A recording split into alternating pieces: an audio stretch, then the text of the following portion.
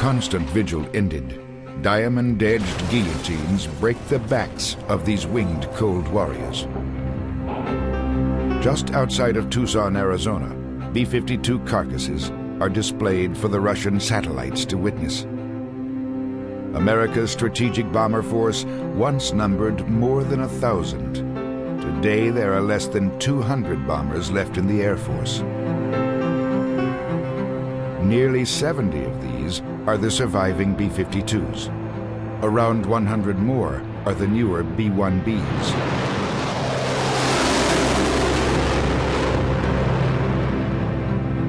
Designed to fight World War III, both carry on the strategic bomber legacy, reinvented for the post-Cold War world.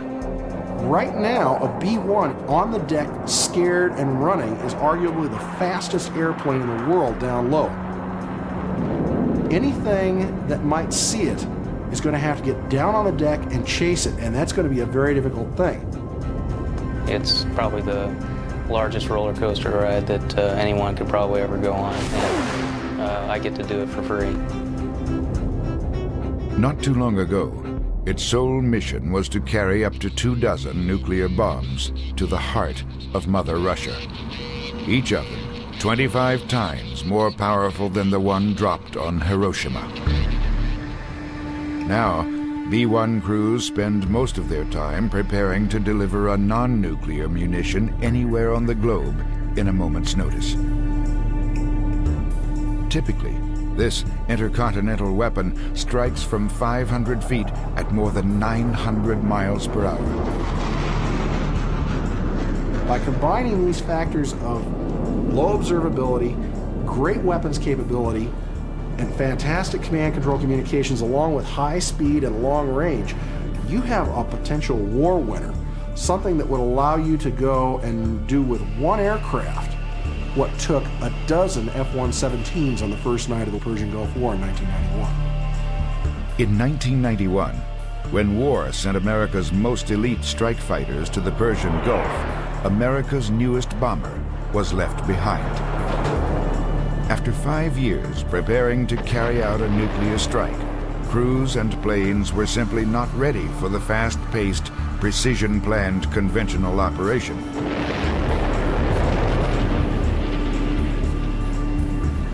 Critics used its absence in the Gulf to prove the machine a flying waste of taxpayer money. They said that this nuclear bomber, an ineffective product of 1970s technology, just didn't fit in the post-Cold War world.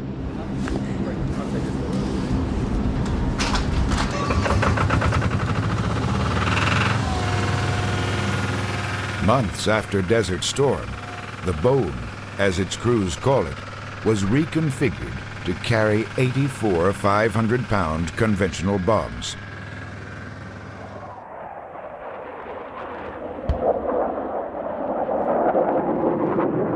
We were trying to hit things down to single digits. We had, frankly, something to prove. Yeah, the B-1 was capable of bombing in a real small accuracy. They're now part of the rest of the force. Being nuclear always has meant that you're carved off and you're put in a corner and you're somehow different or special. And being different and special is not always a good thing in the military. Now, bomber crews, they get to go and play with the fighter guys and the electronic warfare guys. Okay, good morning, crews. This is the pre-brief for tomorrow's sorties. We'll go through the... They're going to destroy something and they can come home and maybe feel a little better about it. They get to be part of the team for the first time. If you do have any schedule changes, please get with us so we can get those into schedule. The B-1 is more suited for the package role because of the fact of our speed, and we can go in there, we can go low, we can go high, and we can either lead the formation out, or we can flow in the formation, or we can lag behind the formation. Okay, weather for tomorrow, got locally rain, thunderstorms in the vicinity, 1,000-foot scatter. And they can do it in the worst kind of weather, even under conditions approaching zero visibility. Stay to the right of that. If for some Here, reason, at Dyess Air Force Base, Texas, B-1 crews set off every day to prove that the Bone is a formidable asset. One that fits well in today's Air Force doctrine of extending American power globally. The real area that's emerging is integrated strike operations with other aircraft formed together in guerrilla packages or task forces, where you'll have B-1s matched up with F-15s, F-16s, F-15E Strike Eagles, all formed up to go after a common package of targets. They actually are there to protect us because they know the ordnance that we have and the destruction capability that we have. So if they lose one B-1, it's very significant. Carrying a 50,000-pound payload and only radars, chaff, and flare to defend itself, the B-1 is ready. Havoc 05 for APAC is correct. Contact tower ready for departure. 55 clear for takeoff. Departure frequency will be 239.05. With its variable geometry wings fully outstretched and the engines flooding with JP-4, the Bone rises off the tarmac in West Texas.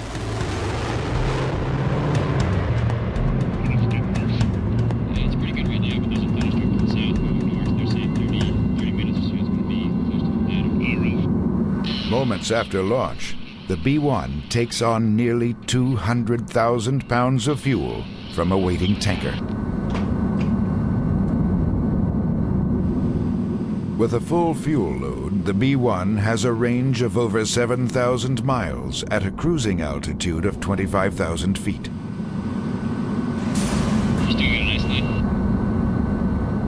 Aerial refueling means it can sustain flight for as long as the four-person crew can last in the cockpit. And although the plane is half the length of a football field, its cramped cabin is no larger than 4 telephone booths. The personalities fit in the cockpit, regardless of how they are. If you're asking, do they have some kind of a jock mentality, I don't see that. Because of the fact that we don't allow that pretty much on the crew, because we are 4 people coming together as one cohesive unit. So if one person is a little bit different than the others, we'll try to conform them to fit into our little cohesive unit, if you will.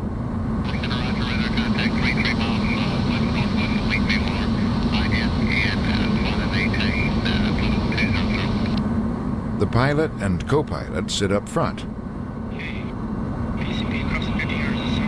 The offensive and defensive systems officers in a separate compartment about 6 feet behind them. The offensive systems officer, his job is to get the switches configured and get the INS configured and everything so that he can drop bombs the most accurate way he can. On the other hand, the DSO is primarily concerned with threats in the target area. And if you think about it, where are we going to strike? We're not going to go strike somewhere that probably is not defended. So his job is going to be busy, my job is going to be busy, and the pilots have to kind of juggle the two of us because we're kind of separated at the time. I've got to get the bombs on target, but the D's got to defend the aircraft.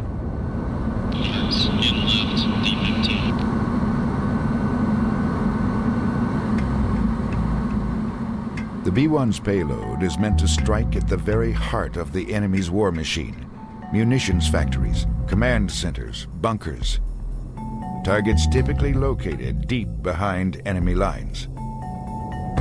Usually if we go into a target area, the target area is going to be saturated, not only ground threats, but air-to-air threats. So this is where things start getting a little intense. The B-1 cruising altitude is well within the range of enemy interceptors and surface-to-air missiles.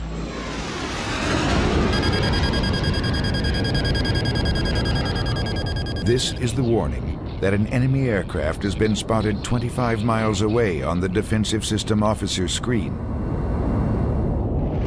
Before the enemy fighter closes in for the kill, the B-1 pilot points the aircraft 20 degrees nose down, puts it in terrain-following mode, and lets go of the stick. With its wings swept back, the plane drops from 25,000 feet to 500 in less than a minute. You're sitting there with your hands by your side watching this airplane head towards the ground, and you're just concentrating on that scope. Is this airplane doing what it's supposed to? The B-1 is doing what it must to survive. Once spotted by the fighter's radar, the unarmed bomber is as good as dead. The crew's best bet is to hide the 400,000-pound jet in the ground clutter below. You don't have to completely defeat the threat. You just have to momentarily defeat the threat. Buy yourself a couple seconds here and a couple seconds there. The bomber's greatest defense is its ability to hug the deck and slip beneath enemy radar at near supersonic speed. We use the terrain to our advantage when we're low. Like if you were water, where would you flow, you know? And you use that terrain to get yourself buried in there as best you can. Making the B-1 resemble a catfish, the fins on the aircraft's nose help stabilize it at low levels. Flying a few hundred feet off the ground, frequently at night, pilots count on the terrain-following radar.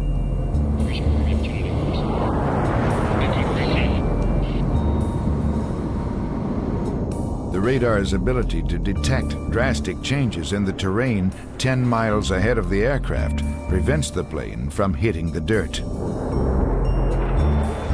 However critical to survival, radar sensors can also give away the bone's position. Once in the battle area, B-1 crews turn off any unnecessary electronics to reduce its footprint. The plane's unguided iron bombs are little changed from those used by World War II airmen, but the systems used to aim them are. Here, the offensive radar takes over.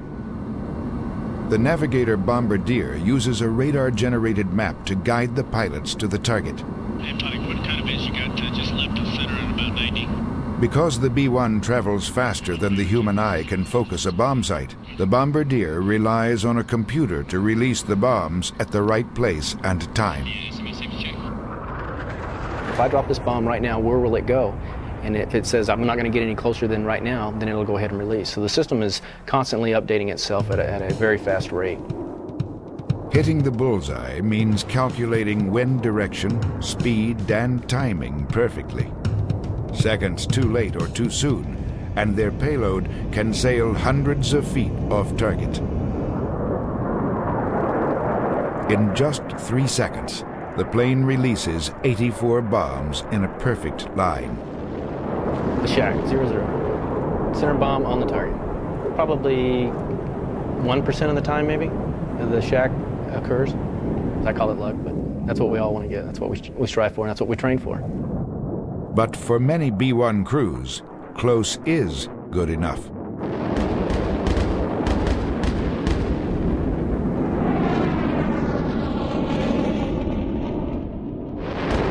Even up to 50 feet off the target, the string of exploding 500-pound dumb bombs leaves a charred scar 1/3 of a mile long and 100 feet across.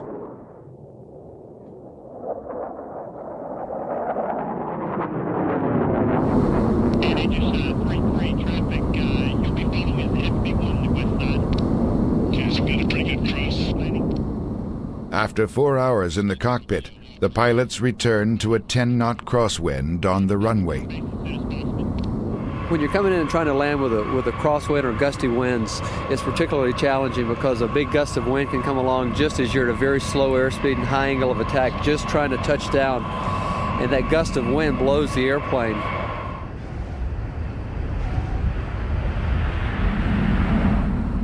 For the men and women at Dyess Air Force Base, today's mission was a typical day at the office. This wasn't always the case.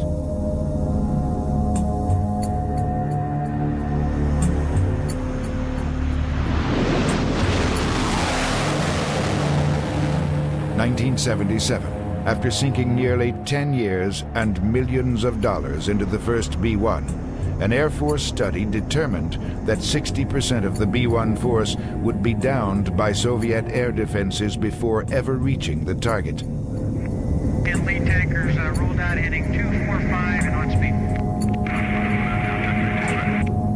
Critics claimed that the bone could not jam modern Soviet radar defenses in order to penetrate enemy airspace. President Jimmy Carter canceled the program. And here it is, ladies and gentlemen, the most advanced strategic aircraft in the world, the B-1B.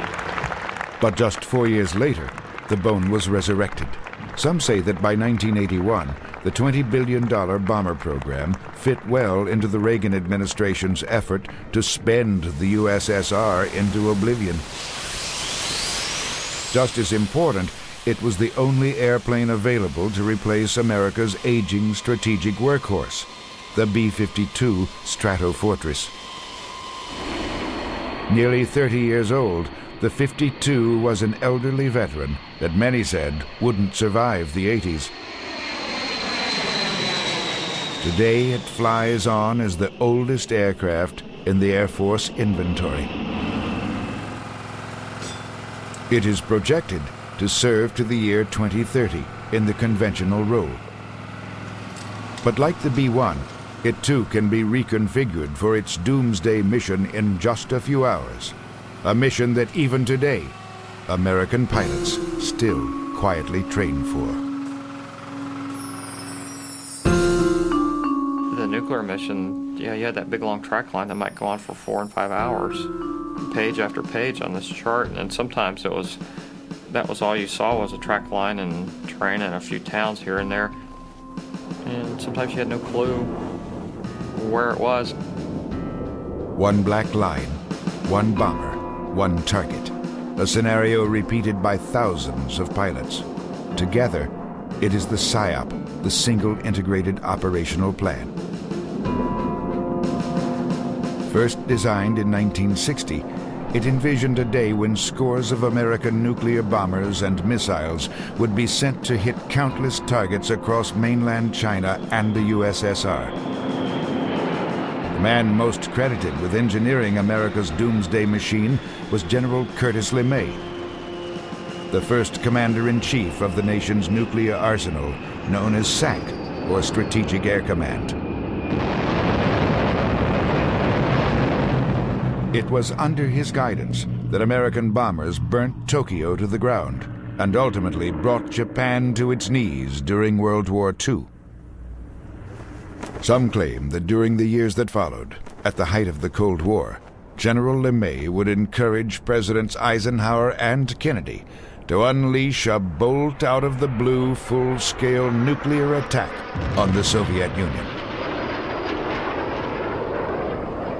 General LeMay, he was the first legitimate and righteous purveyor of megadeath. This is a man who, before there was ever a nuclear weapon put in his arsenal, had probably killed or ordered the death of several million people, be they Germans, Italians, Japanese, during the Second World War.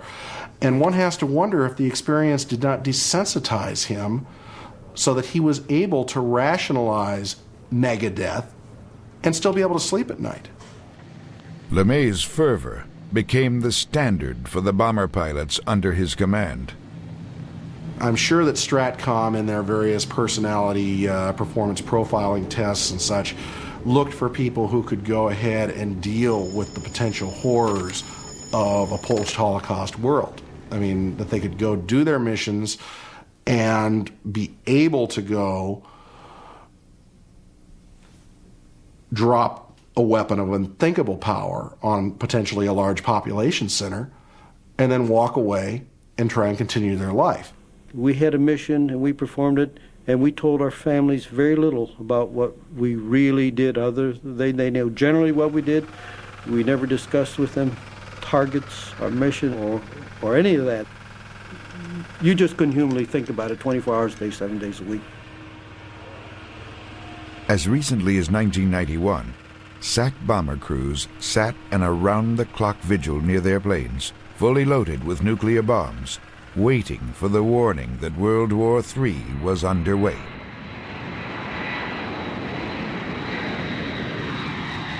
The idea was if Russian missiles did penetrate American airspace, all bombers had to be airborne in 15 minutes or be dead.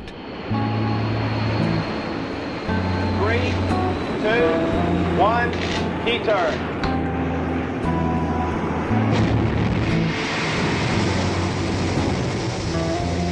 During the Cold War, the United States practiced redundancy. The first line of defense was the intercontinental ballistic missile, some carrying up to 10 nuclear warheads each. The next leg of the triad was the bomber force. No matter what the other side did, whether they launched a surprise attack against our missile sites, they would still have our airplanes to contend with. For 34 years, bomber crews sat alert in facilities like this one at Dyess Air Force Base. At one time, there were more than 100 such compounds. Major T.J. Smith spent nearly 2 years of his life here waiting for the klaxon to sound, the signal that Russian missiles were on their way. Crews lived underground for added protection in the event of a nuclear attack. This was my room for a good number of years, but you generally had one person per room. We had one airplane on alert, so we had 4 B-1 crew members. Now, B-1 crews practice the nuclear mission just once a month. The alert facility is surrounded by a 10-foot-high electric fence and microwave sensors. Probably the overwhelming thing that I remember the most about alert was the security that went around it. Getting in and out of the area, just into the facility, in and out to your airplane. Security was the utmost. The guards looked like they were ready to throw you down and beat you up at a moment's notice. And then up this ramp, after the klaxon went off, we'd run out this way and head out to the parking spot where our airplane was located. Sensors were dug into the runway, and it was made an electronic field here. So if you broke the plane with this electronic field, then the security police would respond to the airplane. About once every alert tour, you'd have a jackrabbit or a dog would come out through here and break the sensor. And once that happened, the security police would come and respond, and then the crew would have to come out and check the airplane to make sure everything was okay. And it always happened between 2 to 4 in the morning. So we had some late nights every once in a while trying to calm everybody down. Planes also had to be hair-trigger ready. We could place the aircraft into an alert configuration by running all the normal pre-flight systems checks, get them into a Code 1 status. At that time, we could take the APU switches, the auxiliary power unit switches, put them into the alert configuration along with the battery, raise the ladder up, and now the jet's going to be ready to respond. All we have to do is come down, hit the alert start, and the engines will be ready to start in about 30 seconds.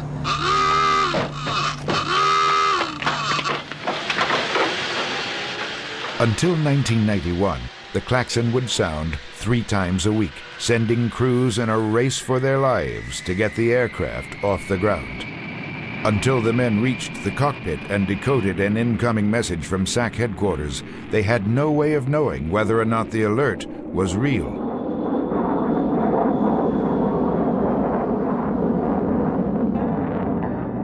In 1960, Ovidio Pugnale, a B-52 navigator, accepted the mission that could take him away forever. 26 years later, his son, Mark Pugnale, a B-1 pilot, accepts the same mission. You know, as a young crew member, you know, you'd already heard about this, and my dad set alert and flew B-52s, and they don't bring the mission home and tell you a lot. You know, when the klaxon blew, we were in a good poker game. Quick, count the money, you know, and everybody had to take their cards with them, you know, and you come back and say, don't leave the cards on the table. When you came back, you may not have the same hand as when you left. So that always concerned us.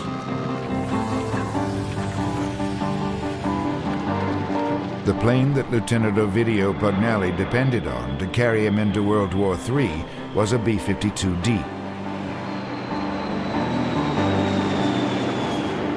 Typically, it was loaded with 4 1-megaton bombs.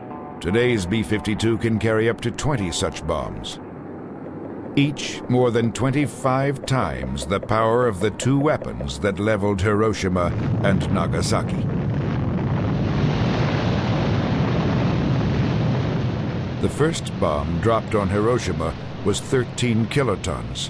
The second dropped on Nagasaki a little over 20. Captain Kermit Behan, bombardier over Nagasaki, recalls his greatest moment. I suppose it was when the clouds opened up over the target at Nagasaki. The target was there pretty as a picture. I made the run, let the bomb go. That was my greatest thrill. Over 100,000 lives lost. Nearly 10 square miles of thriving cities turned into rubble. It's funny we say only 20 kilotons because, you know, when we dropped those two weapons, we dropped those on medium-sized, fairly crowded urban complexes in Japan. And we killed, in those two cities, maybe 150, 200,000 people if you include the secondary effects. Now that's with a pair of 20 kiloton devices. The average weapon that we run around with today is a 500 kiloton device. That is 25 times bigger than the one we dropped on Hiroshima and Nagasaki. The original atom bomb weighed in at 8,900 pounds and required 5 men and a hoisting rig to cram it into the B-29 bomb bay. When the thermonuclear weapon came out, then I think thoughtful people began to ask, is this a weapon of war, or, as Eisenhower said, is it a form of insanity? A decade of innovative American engineering gave birth to the thermonuclear weapon, a greater bang in a smaller package. By 1960, this government effort to miniaturize megadeath paralleled another to convince American citizens that nuclear war is survivable.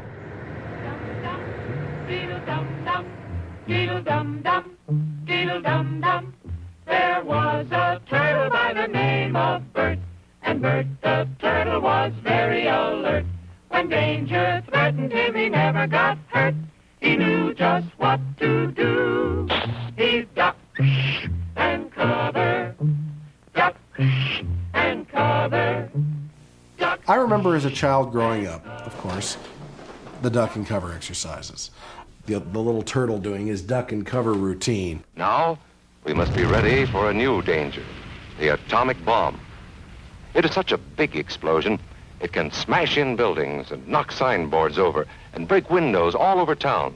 But if you duck and cover like Bert, you will be much safer. We look upon those as humorous today. At the time, they were deadly serious. It's a bomb, duck and cover. The effects of a 500 kiloton weapon today, properly delivered, the fireball alone would probably cover the whole of Manhattan Island if it was dropped in downtown New York.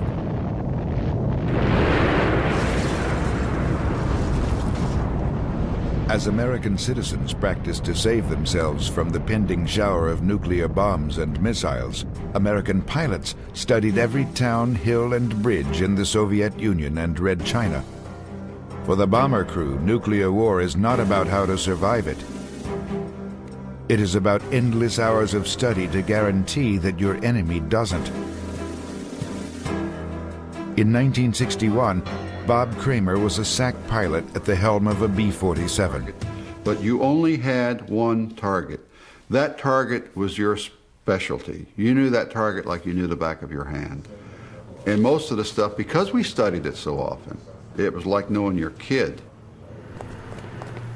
At the height of the Cold War, a worldwide launch of SAC bombers would have sent a total of 1,500 planes airborne, mostly B-47 Stratojets. By the late 1950s, the American bomber force was built around 1,000 of these shiny Boeing machines. The PSYOP called for several aircraft to hit the same target at precisely timed intervals. Ours was not going to be the only weapon on any one specific target. They had a redundancy factor built in. By the time I got to my target, for instance, it could have had 15 or 20 or 30 nuclear devices delivered on it. Let's have an interphone check. There was some question, because of the destruction that would be done to the target, that we could even find the target area once we got there. Strategic targets are defined as anything that is part of the enemy's war-making capability. As a crew dog, I was given the targets, but we were never told that we were doing a strike against populated areas just for the effect. They were military hardened targets is what we went after. Unfortunately, the military-industrial complexes are in population centers. I mean, look at the Pentagon, for instance. That's in a population center.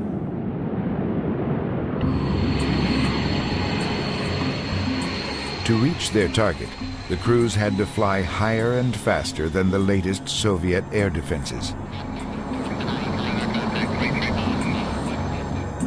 As the first swept-wing all-jet bomber, the B-47 Stratojet sustained flight at 600 miles an hour and 40,000 feet, where no Soviet fighter could touch it.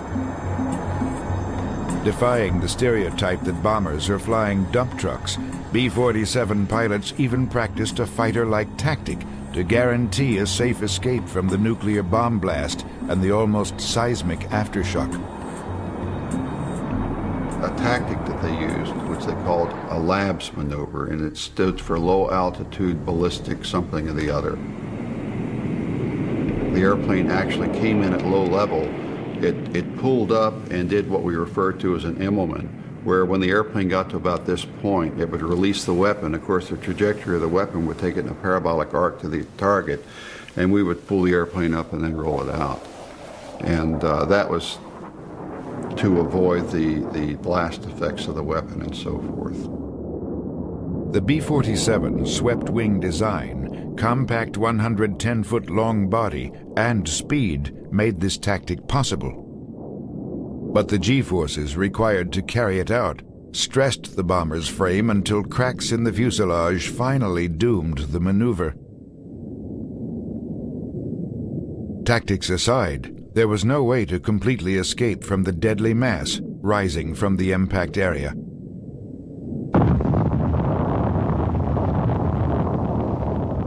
The mushroom cloud of a 1 megaton bomb reaches up 40,000 feet and can spread over an area of hundreds of square miles. Advanced techniques make it possible for these trained crews to fly through the cloud without harm, even to stay inside of it for a while, if they observe the precautions taught by experience. It was almost a standing joke. To begin with, you're flying in a nuclear and radioactive environment. The air conditioning in the airplane basically came from the engines. And we were taking in outside air. If the outside air is radioactive, it's coming into the airplane and into the pressurization system. Any aircraft that has been used for cloud sampling or cloud tracking operations will carry traces of radiological contamination. The Air Force has only recently developed a method of washing contaminated planes which makes them safe and ready for service within 24 hours. This is an airborne laboratory with a staff of doctors to test the effects of the bomb's initial light on the human eye. Out of this experiment will come considerable specific knowledge about protection. We wore an eye patch. So the co-pilot was not flying the airplane, had his peephole open. He covered one eye with an eye patch. And I said, well, why? He said, well, if a weapon did go off, it would blind both your eyes. Well, in this case, it would only blind one eye, you see. So you said, well, I've been blinded in one eye, and you just calmly took the patch, and and then of course you could take it off, so you had one eye left. Officially, SAC crews were told to make their way to safe areas in Turkey or North Africa after unloading their bombs. Privately, they believed that if the worst ever became a reality, theirs would be a one-way mission. Yes, we had safe areas. I don't know if we ever thought that we would get to those safe areas, or if that was something psychological that they told us, oh, if something happened, you get into these safe areas there, and there's going to be a McDonald's there, and somebody's going to be there to comfort you and that sort of thing. And that's why we started saying, well, we'll just land at some island and take the island over and just camp out for a couple years and, then just show up later in life. After 3 or 4 years on alert and going through the same exercise over and over again, you just didn't think that much of it anymore until it came in 1962 to the Cuban crisis. Then we thought a lot. We were scared. I was. September 8th, 1962. A Soviet ship loaded with medium-range ballistic missiles arrives in communist Cuba, 90 miles away from U.S. shores. The missiles can annihilate Washington, D.C., New York, and most of the eastern seaboard in one strike. To Soviet Chairman Nikita Khrushchev, putting the many medium-range missiles within striking distance of the U.S. balances out the formidable American ICBM arsenal. American intercontinental ballistic missiles are far more numerous and reliable than their Soviet counterparts. Before the nation is informed, SAC leadership deploys nearly 700 bombers and their crews to the southeastern United States under the guise of a pre-planned exercise. The Navy amasses ships and men in Florida in what would be the largest amphibious invasion since World War II. Aboard his B-47, Lieutenant Bob Kramer and his crew move from Little Rock Air Base to Memphis Naval Air Station, part of an effort to disperse the force in the event of a Russian attack. A member of my crew called me and said, "Something's up. I'll be by to pick you up in 30 minutes. Everything was very hush-hush. We weren't allowed to call home. I had a question about the safety of my family, but I figured that this was going to be a one-way mission for me. I was never going to come back from it. The question in my mind at the time was, how many missiles could they put in there? How many targets could they strike? I guess I just had some big questions. I mean, we had missiles stationed in forward areas, targeted against the Russians. So to me, it was more or less tit for tat. And I couldn't imagine anybody being foolish enough to use anything like that. To halt this offensive buildup, a strict quarantine on all offensive military equipment under shipment to Cuba is being initiated. All ships of any kind bound for Cuba, from whatever nation or port, where they're found to contain cargoes of offensive weapons, be turned back. It shall be the policy of this nation to regard any nuclear missile launched from Cuba against any nation in the Western Hemisphere as an attack by the Soviet Union on the United States, requiring a full retaliatory response upon the Soviet Union. The naval blockade is Kennedy's tripwire, and the penalty for crossing it is an airborne armada heading for far more than just the Soviet Union. The targets were already picked, and a large number were going to Russia, a large number were going to China, and a significant number was going to Eastern Europe, regardless of what precipitated the war. We had always been targeted in the USSR, and mainly military industrial complexes in the USSR, and now we were targeted against Red China, which the ramification of that to me was that this is going to be an all-out thing. It's going to be a worldwide war. Well, you take your opportunities. If you're going to have a major release of nuclear weapons somewhere in the world, and it's going to essentially be a free-fire zone, wouldn't it make sense that the Air Force leadership would go ahead and hit everybody they could who they felt was an enemy of the United States? I had a lot of anger centered around that because my opinion at the time was that President Kennedy had made a big mistake, that he was basically playing poker, with the Russians, and we were the pawns. To plan his next move, the president authorizes U-2 flights over Cuba. October 27th, one plane is shot down, killing the pilot.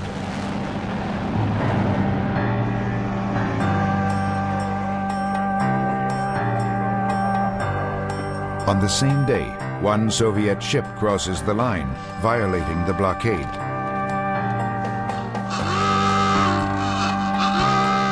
For the first time in history, SAC places the crews on DEFCON 2, just one level removed from actual war. I can remember being in the airplane early in the morning, 5:30, 6 o'clock in the morning, with weapons loaded.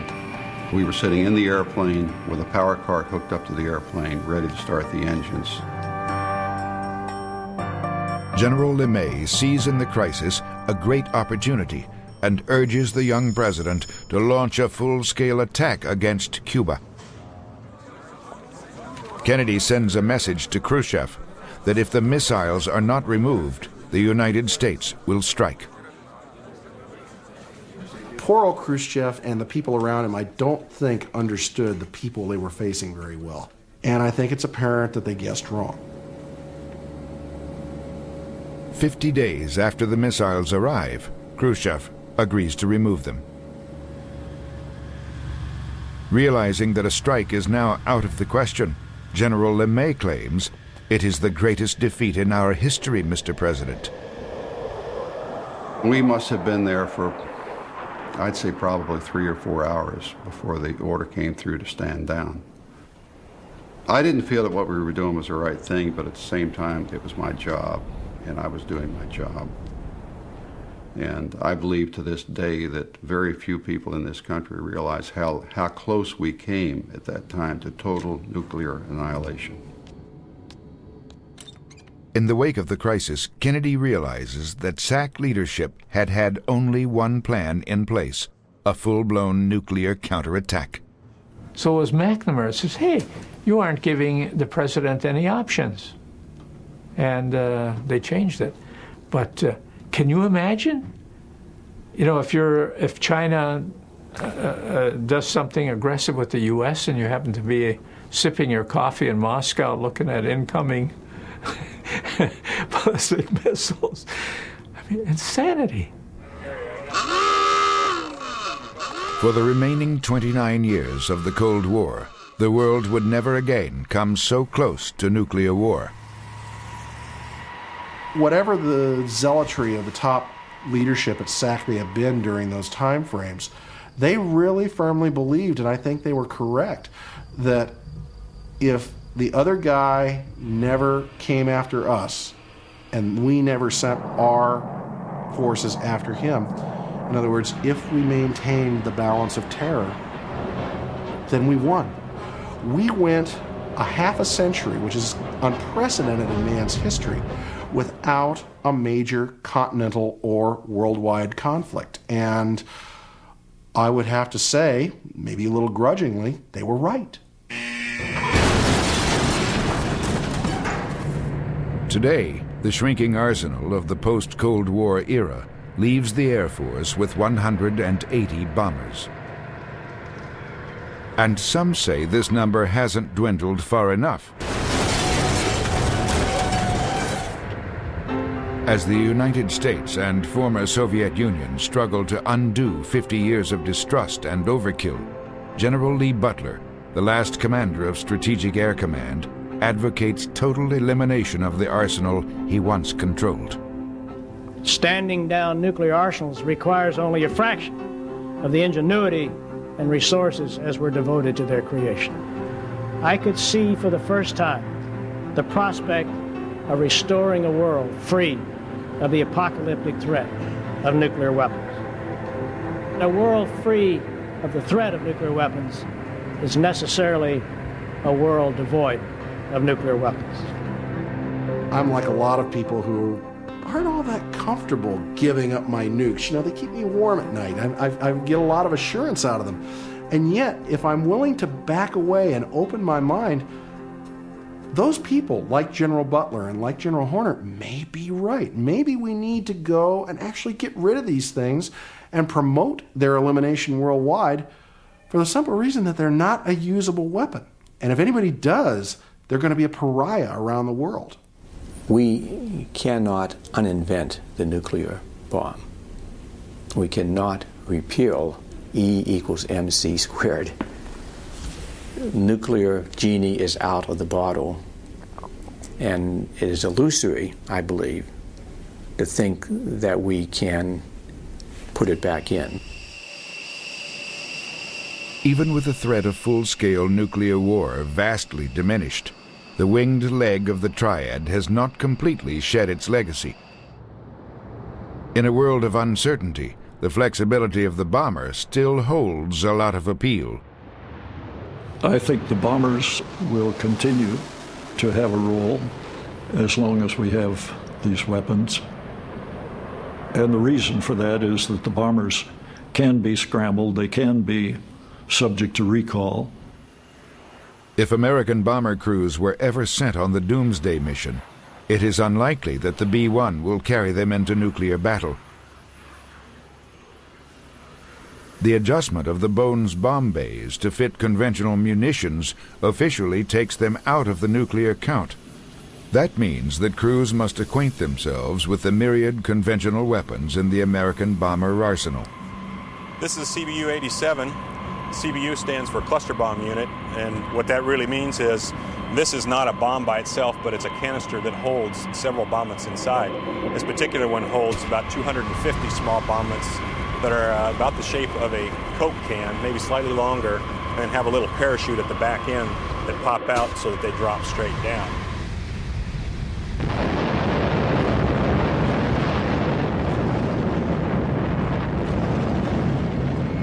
We have a series of lanyards on the CBU, and on this one, this particular lanyard right here is hooked to the fins back here, and that's what causes the fins to open up as it leaves the airplane. Because the B-1 uses a bomb bay, we actually have to add an extension onto this thing so that it will get far enough out of the airplane so it doesn't hit something as the fins pop open. The area that one of these will cover is dependent on a couple things. But a good rule of thumb for CBU-87 is it covers about 150 feet length by about 100 feet width. The B-1 was designed before the days of radar-absorbing paint and deflective surfaces, but it is in its own way a stealthy machine. A unique feature of the inlets for B-1 are the two radar cross-section vanes that's located in each. What these do, an enemy air interceptor or ground system that's sending radar energy toward our aircraft, the energy would go into the inlet, bounce off the fan blades, and come back out. These radar cross-section vanes diffuse that energy, making it a smaller return or no return at all. Further reducing the signature is the Bones smooth underbelly, hiding the largest payload in the Air Force inventory.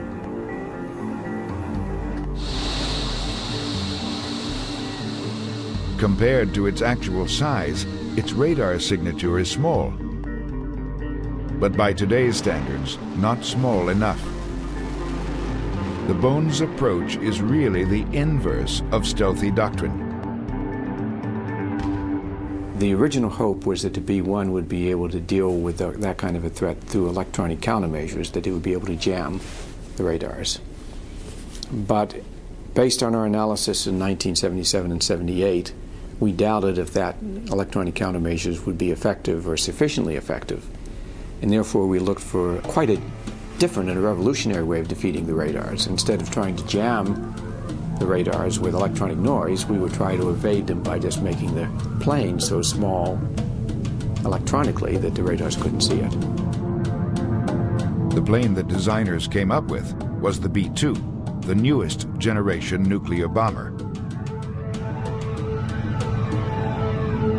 Enemy defensive radars are capable of detecting threat aircraft up to a radius of 100 miles. Engineers hoped this futuristic bomber would shrink that radius down to 20 miles or less.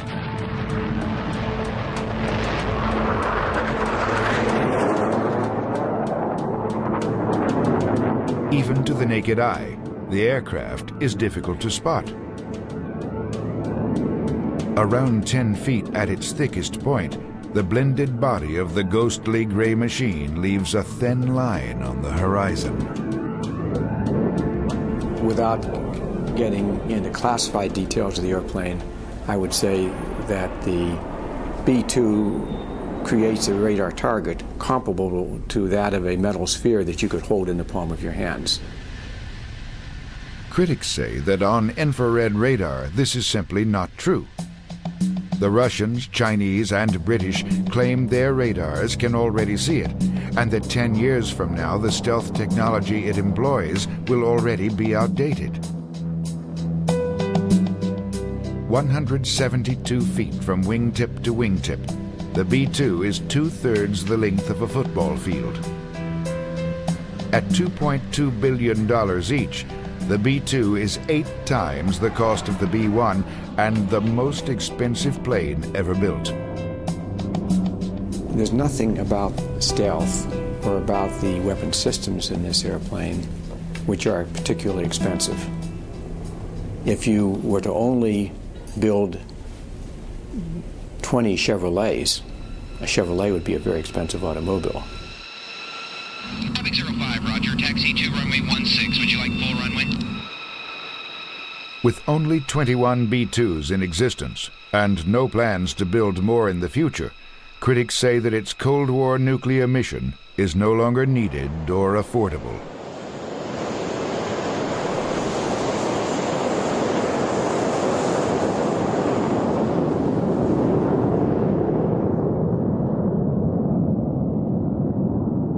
Two pilots and over 200 computers fly the B-2. Among the most revolutionary computers is the Global Positioning System, or GPS satellite tracking capability. GPS allows the B-2's bombardier to instantly send target coordinates to a GPS receiver attached to a dumb bomb in its bomb bay. The B-2 pilot can then correct the target information until the moment of release. At that point, the GPS receiver takes over the guidance of the bomb.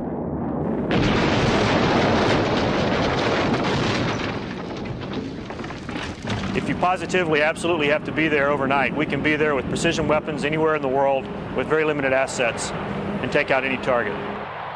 October 8, 1996. Major Rex Bailey embarks on a mission to demonstrate that B-2s can drop 16 GPS-aided conventional bombs and hit 16 targets with pinpoint accuracy from 40,000 feet. Here's the grid complex of the target array set up in the Nellis Ranges. You can see the weapon leaving the aircraft there, the first weapon to come out. Watch the little red circles.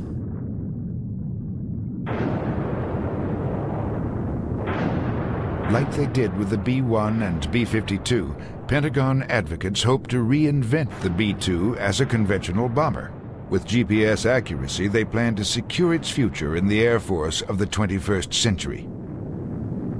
The second aircraft that was in formation right behind us will now take out the rest of the targets. 16 targets destroyed in a single pass, a job it would take at least 8 F-117 stealth fighters to carry out. When we used to calculate the number of airplanes required to destroy a target down to now, how many targets do we want to take out with a single airplane? Some are quick to point out that the B-1 will do the same job for a lot less money. In the precision age, it is doubtful that hundreds of American bombers will darken the skies of their enemies, dropping indiscriminate nuclear loads on the cities below. Instead, they will uphold a new era that may change the nature of deterrence itself.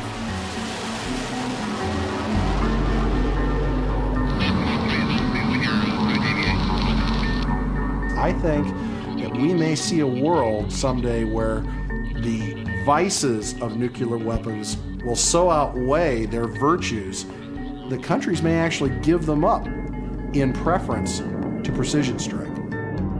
Keeping pace with Air Force doctrine, the B-1 will be able to achieve similar precision to the B-2 in 1998 with a GPS-guided weapon called the JDAM, or Joint Direct Attack Munition. If you can target it, and you can target it with accuracy, you can hold it at risk, and that is a deterrence force.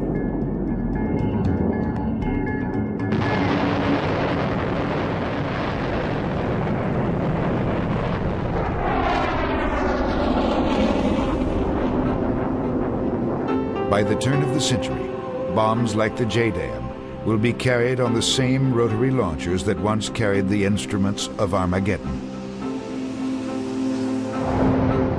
Given the choice, the B-1 crews at Dyess Air Force Base choose precision over plutonium any day. good day to go fly.